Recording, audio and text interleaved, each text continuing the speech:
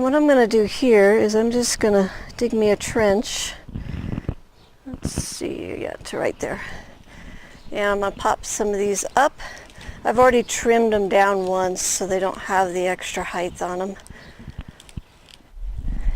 They got a pretty good root system going in here. You always want to dig them up from the bottom. You don't want to pull them from the top. And then I'm going to put in a couple of plants every 3 inches or so.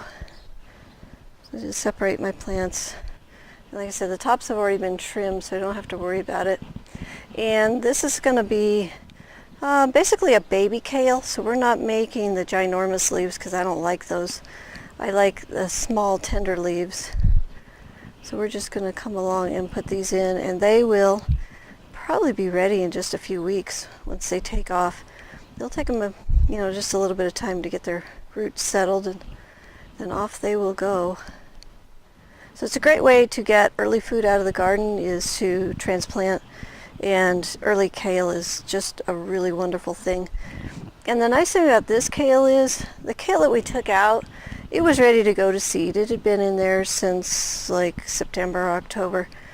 And this kale going in the spring is not going to want to bolt for quite a while. As a matter of fact, we'll probably still have some kale in here even as the winter squash is growing, until the winter squash takes over all the space. So it's nice to start over so that the plants don't bolt on you and you can keep harvesting off of them.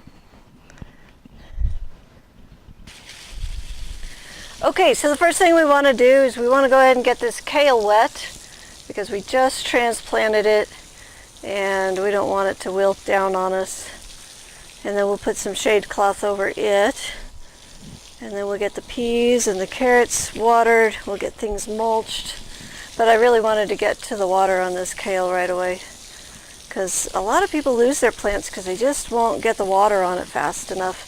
And the hotter it is, the sooner you got to get the water on it. To learn lots more about easy, productive gardening, tune into the High Performance Garden Show. You don't want to miss out.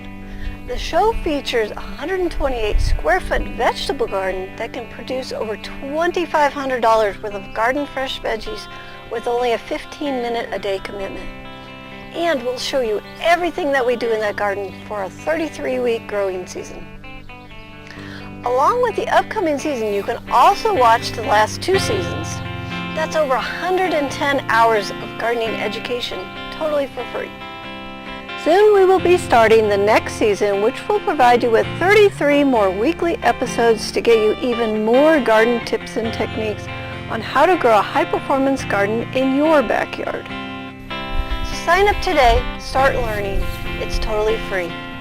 Start your garden season off right by going to thelivingfarm.org/high-performance-garden-show. Until next time, may your garden be easy, fun, productive, and always organic.